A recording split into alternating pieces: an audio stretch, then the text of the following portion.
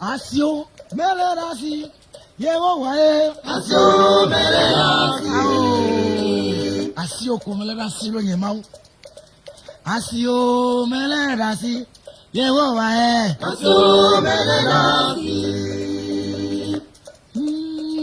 le masio yemau asio melerasi le masio yemau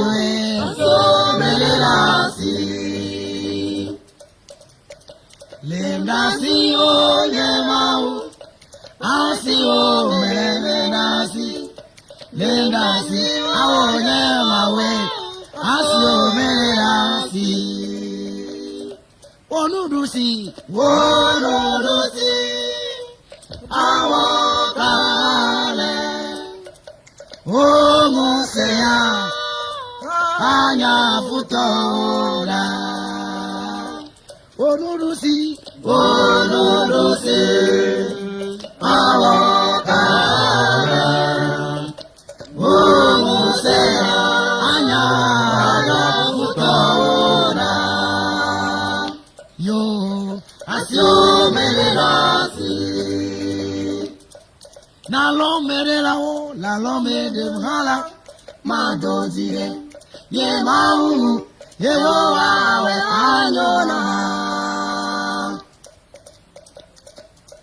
Ne po me o glemdi, ye le kametani, alo merela o, la lo me de bhala, ma dozire, ye mau, ye wo awe anyona.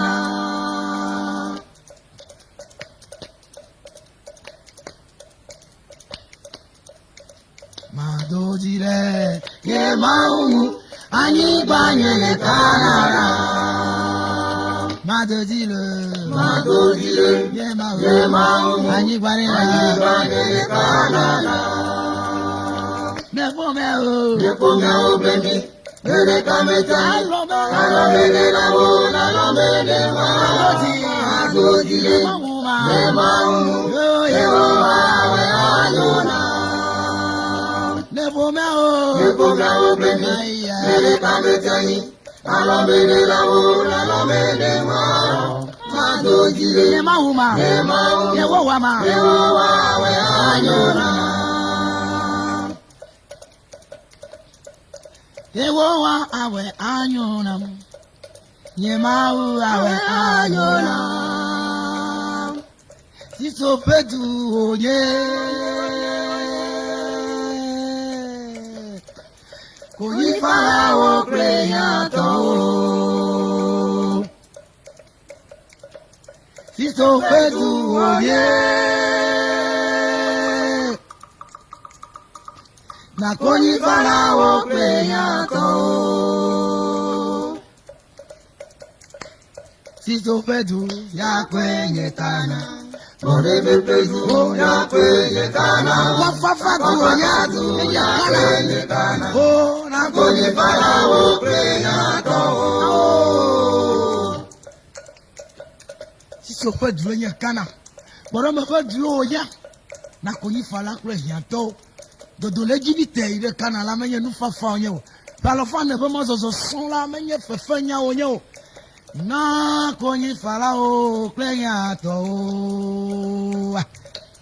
Siso pedu Ya kwenye kana. me. Morebe pezu ya kwenye kana. Wafafa. Wafafazu ya kwenye kana. Oh, Kwenye farao kwenye toho. bebe siso pedu ya Kwenye kana. Boreme pedu ya Kwenye kana. Wafafazu ya kwenye kana. Koji farama. Kwenye farao kwenye toho. Morebe pezu, akofafadu, Ya. siso pezu oye. Ya deka na godo. Koji farao kwenye toho. Boreme ham. Morebe pezu, Akofaba. akofafadu, Yo. siso pezu oye. Koji fara. Koji farao kwenye toho.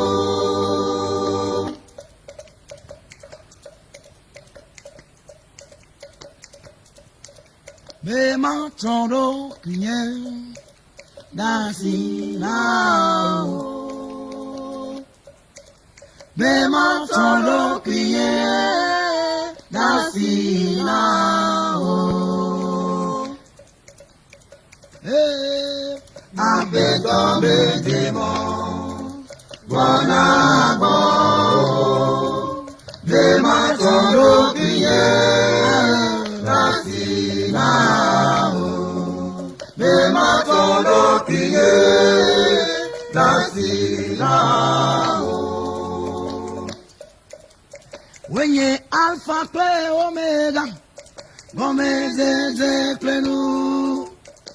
O mozola nublanito, o bobo numati o. O mozola, Mozola nublanito, oh mozola nublanito, nebetoto, toya o nama o ya kweya o ya o. oh mozola nublanito, oh mozola nublanito, nebetoto, toya o nama o ya kweya o ya o. Wenye alpha omega, gomeze plenu. yema. Oh mozola nublanito, O gbogbo machi ora. bonumati o. Wenye alpha omega, gomeze plenu. mosola. Oh mozola nublanito, O gbogbo na wala. bonumati o. Wenye alpha play omega, gomeze plenu. O mozola nublanito, gbogbo numati wero. Wenye alpha play omega namu, gomeze plenu. O mozola nublanito, gbogbo numati wero. Oh mozola nublanito, oh mozola nebetoto, Toya o ya kweya o ya o. oh mozola nublanito, oh mozola nublanito. nebetoto, Toya o nama o ya kweya o ya o. Wenye alpha omega, gomeze plenu. oh mozola nublanito, ngarara bonumati o. wenye alpha omega, gomeze plenu. mozola ma. Oh mozola nublanito, bonumati o.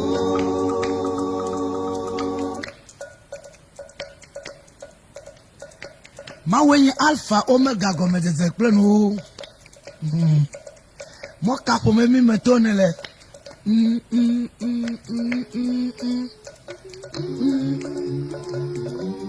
Kahaka metomele. Mo sola nublani tore nenya. Bobo anya chipo na vo kuya ma vemo. No sisina. Mawa wero de. Aye mo sola nublani to. Gbogbo nu mati oro. No sise. Aye o we jokpo. Ame abele. Efe baka ina ta mo me vi. Jehovah gbalebe ma o na nu plek.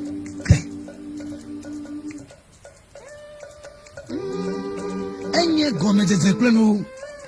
Negbeje gomena onwela. Magabu mopopo. Ene ina ko mo ba hia. Ameka kloto mo tutu bantonu trobo va megbe. Mo fiala lasio. Ne nya medro le dzro de la fi kakene le tsɔ wo mɔ gblɔ ɖe yehowa dzi wo gbɔgbɔ nu ma ti o meku wo me la gbɔ o metɔ ɖokui na o meku wo me la gbɔ o metɔ ɖokui na o.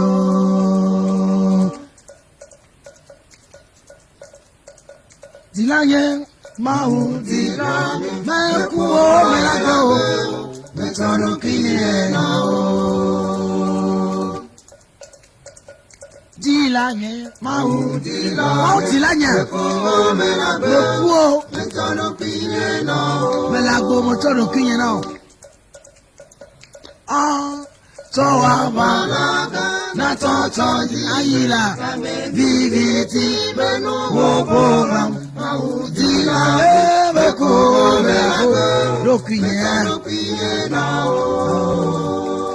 Bakari besom 57 emenya wenye gaya Kekowa bala na toto diye la viviti menu wo program audila ye Mekuo melago, metoro kiye na o. Keke wavala na toto diye, la beviviti menuo kora. Oti la nye, mekuo melago, kiye na o. Tila nye le dipo, Maudi lage, beko lage, pinye mara, Tilaye, Maudi lage, beko lage, betano pinena, Wabala, na keke, ila beti vitime nangela waye, Maudi lage.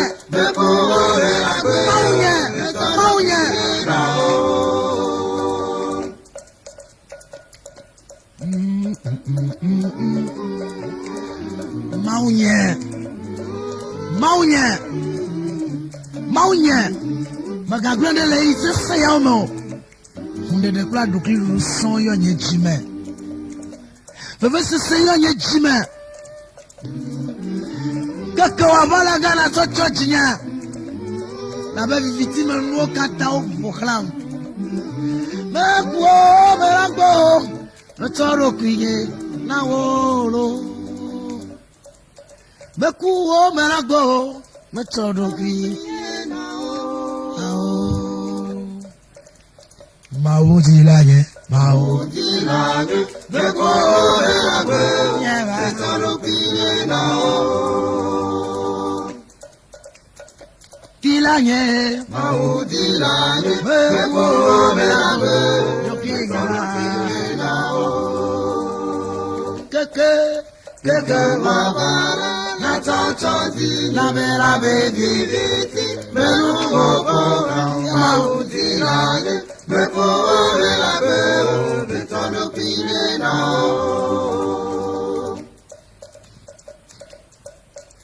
Na Cruciana Toya. Ololonu koma na Cruciana toye Ololonu koma na Cruciana toye Ololonu koma na Cruciana toye Ololonu koma Gidi mani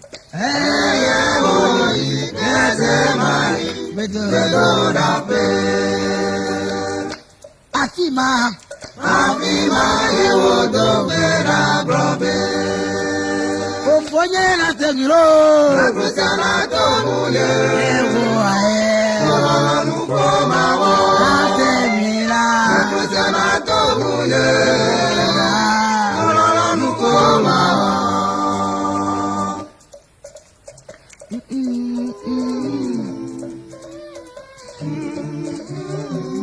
Mateo Pagbalẹ̀ tabla vevɔ aɖe. Kpikpi bla tɔvɔ aɖe. Va se ɖe kpikpi bla nevɔ aɖe. Bibli le Getsemani. Kristo be fukpekpe le toa dzi. Eva ɖo afi ɖe na aƒetɔ kekeake. Wòtrɔ mo ɖe dziƒo gblɔ bena. Eya me to me le la nye mawo esisi nam. Ʋuɖeɖe kple aɖukiɖuɖu esisi nam. Aleke me le agbea mɔ zɔ ge. Gbɔgbɔ la le lɔlɔm. Gake ŋutilã la gbɔ dzɔ. Aye nenema ƒe gaƒoƒo ma le Bibli le Getsemana. Fifia zu ʋu. Le amegbetɔvi be ŋeŋe le meme kple gɔdasi ta fifia zu ʋu le bɔbɔ na aƒetɔ la ŋu. Ma eye wòtrɔ ɖe ƒe xɔ la me tɔ ŋu. Fofonye edzɔ dzi na be makpe fu sia. Gbogbo sia zu kplu le ŋkume na manuia. Wolɔlɔnu ko ma o.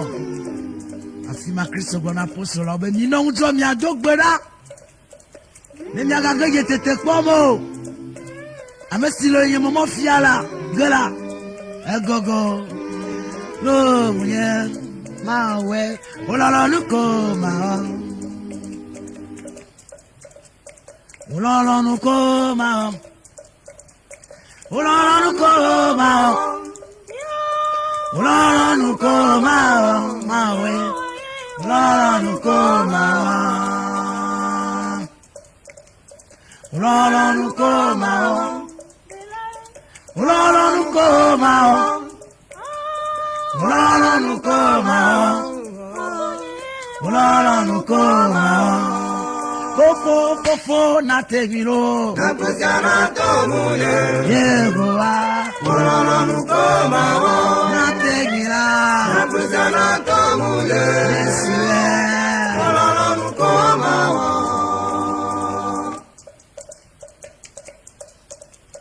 Wolɔlɔnu ko ma o. Wolɔlɔnu ko ma o. Wolɔlɔnu ko ma o. Jirolo. Wolɔlɔnu ko ma o. Getsemani. Ewoyi Getsemani. Nɔvi gbedo la pe. Afi ma. Afi ma yewo do gbe la brɔbe. Getsemani. Ewoyi Getsemani. Nɔvi gbedo la pe. Afi ma. Afi ma yewo do gbe la brɔbe. Fofo na temie. Napusiana tomuye. Yehowa. Wolɔlɔnu ko ma o. Oye na temi gloro. Napusiana tomuye. Wolɔlɔnu ko ma o.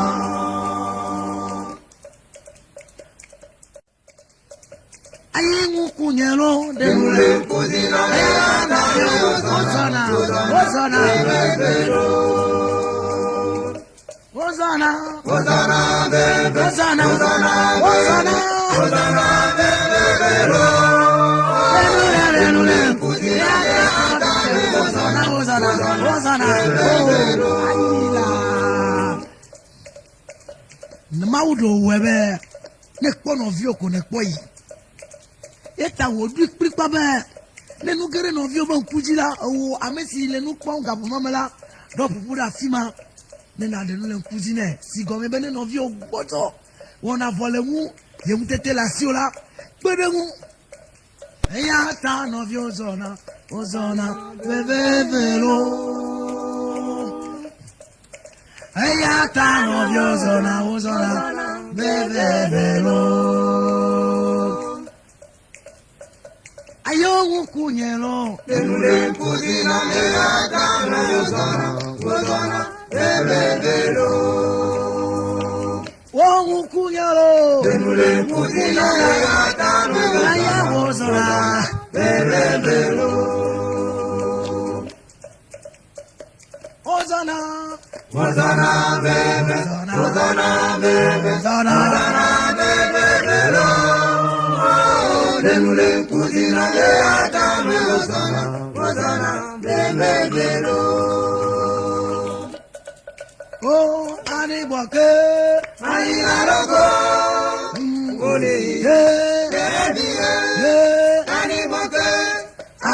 laroko.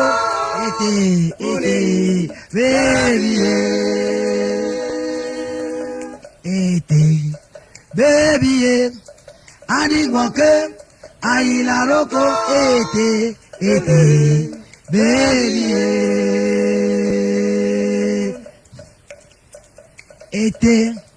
baby, Anigboke, Ayilaroko, baby, Ayilaroko, Anigboke, Ayilaroko, Baby, Anigboke, Ayilaroko, baby. Vous voyez, nana, au boiteau, Benyalesi, à vous voyez, nana, au boiteau.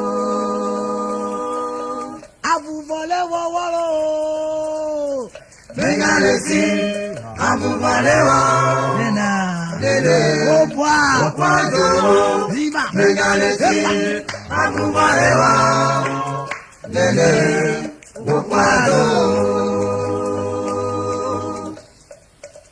Okwado, Okwado, Okwado, Okwado,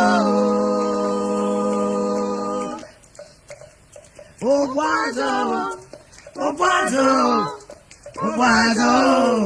Okwado,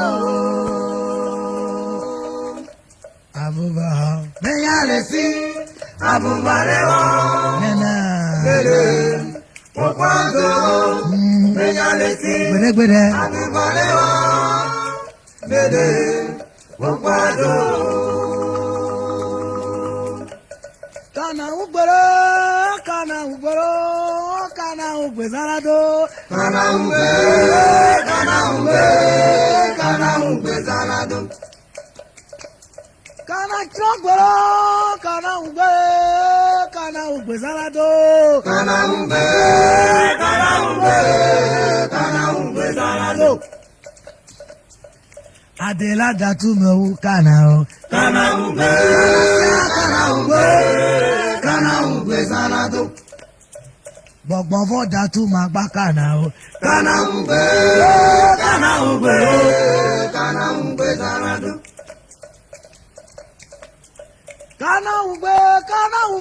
Kana ugboro. Kana chọgbere. Kana gbagbere. Kana gbagbe Zarado. Kana ugbe Zarado. Amesisi na le nuvɔnu edi abe fuwo ɖe dzi ne si le kpenu la na dogo ahli ha. Kana ugboro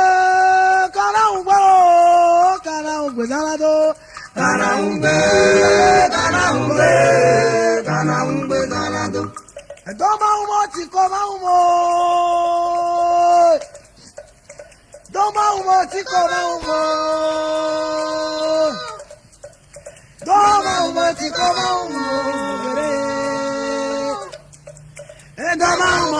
máa ń mọ̀. Nemeto bi baba nyara sie. Kama umoti kama umbo.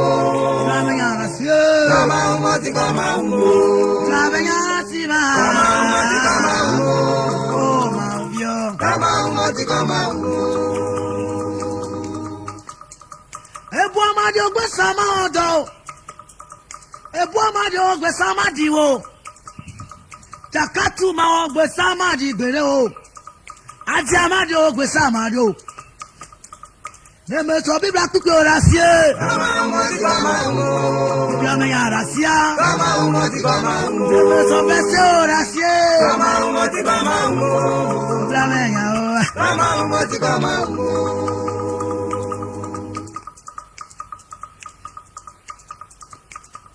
Soli me gadi o.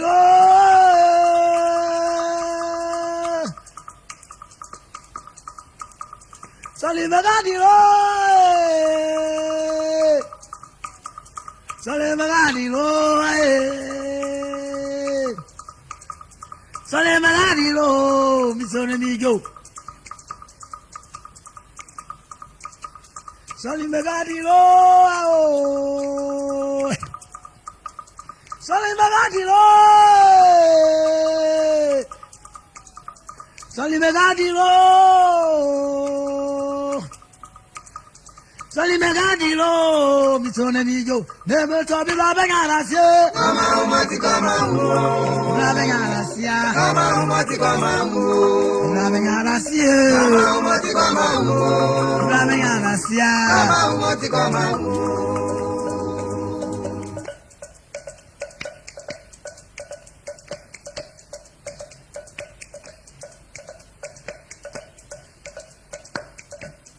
Ayira. Na ave plejiwa.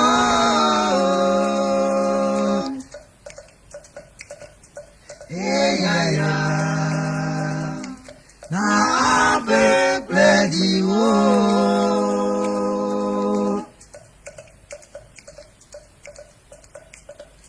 Yesu ko ayeye mozo ati. Dijo mama yi agaga kuli. Didame mai agaga kuli. Yama. Yeyago me makwa agemane. Oh. Eyaya na ape plediwa. Oh. Eyaya na ape plediwa. Ayira. Na ave Plediwa.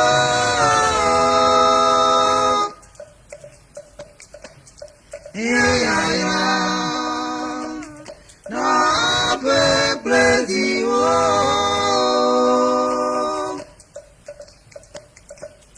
to bali. Media bebekura. Yeah. Matome lile lile lile. Awo. Nebenye Yebrala mama wota. De ma forma. De mama maso atinye. De ma forma. De mama maso atinye. Oh, così. Mekano Lao Oma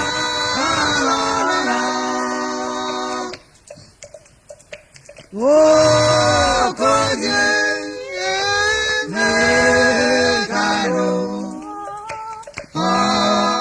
Lao Oma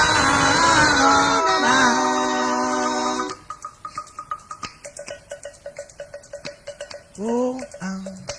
Oh, Lega Rodi Yeba Lawe Vazu Abetona Yebaye Badi Venu Yeta more. Sibatola. Wokuti mao. Mekaduma. Ola wokumalo. Womaroma. Wokotiro.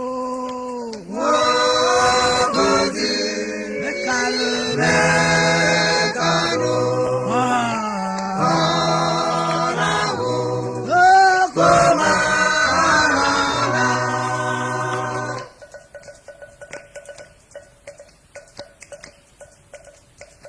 Oh, Koji. Nekano. Korao. Komana.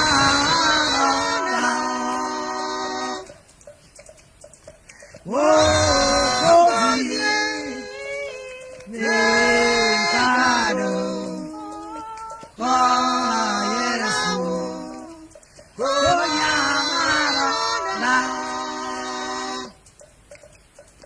Oreka. Ojinye kola. We masu apatona. Apatona bla. Bani baji varunya.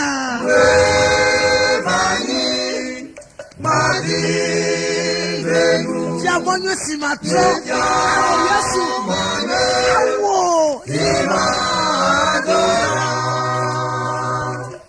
Okojilo. Mekado. Ora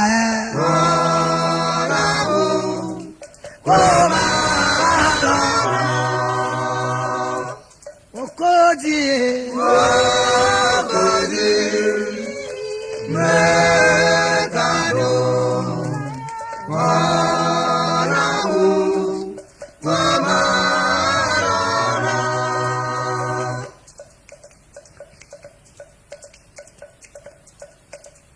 Anamye wojinya seko emaglemiri twebio Namye wojinya seko emaglemiri twebio Pukokwela anani primira Namye wojinya seko Bukakwela anani primira Nanye wazinye seko Bukakwela anani primira Nanye wazinye seko Bukakwela Anani primira Oh Nene wajiye seko Oh Nene wajiye seko Yemagwemiri Twemi o Nene wajiye seko Yemagwemiri Twemi o Bukakwe, anani Bibira. Nene wajiye seko. Bukakwe, anani Bibira. Oh, Nene wajiye seko. No, we now. No, we now. Yae wanao, yena kwa, we now. Yae wanao, yena kwa,